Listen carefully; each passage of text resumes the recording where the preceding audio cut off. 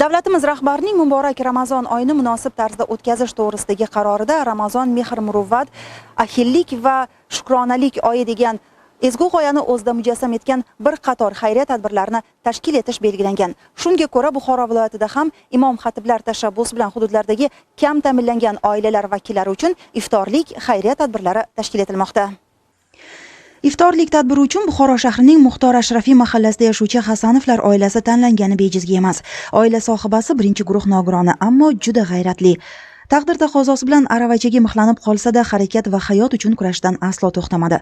Qo'lidan keladigan tikuvchilik hunarini qunt bilan o'rgandi va shu orqali oilasiga daromad olib kira boshladi. Inson zoti o'zi umuman tinch o'tirmasligi kerak-da. U bekorchi bo'ldingki, aytadi-ku maqol bu o'zimizga, bekorchidan xudo bezor. Shu bu yoqqa chiqaman, seximda ishni qilaman. Masalan, soat 4-5 larga uyga kiraman, bu ishimni qilaman.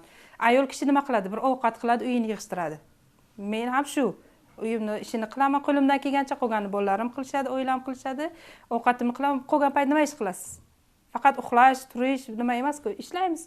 Ishlaymiz, qo'limiz ishlayapti, miyamiz ishlayapti. Hammasini ishlatish kerak. Xudo bergan ne'mat hammasi. Hammasini ishlatish kerak. Shukr qilish, ishlatish kerak hammasini. Dildoraxonning bugun o'z mijozlari bor, hatto hunarini mahallasidagi xotin-qizlarga ham beminnat o'rgatib kelmoqda. Hamisha davlatimizning ko'magini his etib turaman deydi. Bugungi e'tibordan ham mamnun holda u. O'qishimda, ishimda, umuman hayot tarzimizda o'zi davlatning yordami cheksiz. Prezidentimizni, avvalambor prezidentimiz yordamlari bilan u kishi bemasala, u kishi bunaqa sharoitlar yaratib bersa, biz qanday ishlaymiz, qanday o'qiymiz, masalan, qanday yashaymiz, sog'liq saqlash hammasi. Masalan, bizga asosan sog'liq kerak. Sog'liq saqlash bo'yicha ham qanaqa qonunlar, qarorlar chiqarganlar, ulardan foydalanyapmiz. Masalan, Muxtor Ashrafiy mahallamizda 101 ta imkoniyati cheklanganlar bor. Shu 101 ta nogiron ham o'zini nogiron deb hisoblamaydi. Shuning uchun ham imkoniyati cheklangan deb aytdim so'zimning boshida ham.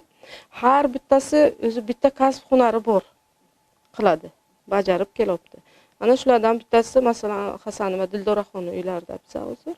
U kishi ham birinchi guruh, imkoniyatlari cheklangan. Shunga qaramay Hasanova Dildora hozir Milliy universitetining 4-kurs bosqichida ham o'qiydi, ham o'zi uyda milliy hunarmandchilik bilan shug'ullanadi. Qanaydir yordam tegayapti oilasiga, bolalariga, farzandlariga. Davlatimiz rahbarining qaroriga ko'ra joylarda Ramazon oyi bilan bog'liq tadbirlarni isrofgarchilikka yo'l qo'ymasdan, ixcham, mazmunli va tejamkorlik asosida o'tkazishga alohida e'tibor berilib, Hasanovlar xonadonida tashkil etilgan iftorlik tadbirida ham oila a'zolari va viloyat bosh imom xatibi ishtirok etdi. Mana bugun muborak Ramazon oyi munosabati bilan Hasanovlar xonadoniga mehmon bo'ldik. Xonadon ahllari bilan birgalikda iftorlik qildik. Ular juda ham xursand, ular juda ham mamnundirlar. Bugungi hayotdan, bugungi kunlardan rozi va quvonchdadirlar. Iftorlik chog'ida xonadon ahli vatanimizni, yurtimizni, xalqimizni, muhtaram yurtboshimizni haqlariga duolar qildilar. Men xursand bo'ldim, chunki avvalambor sizlarning kelishlaringiz, sizlar bilan birga imom xatib bilan kelishlari xursand bo'ldim. Bu hamma uchun ham emas, har kim uchun ham emas.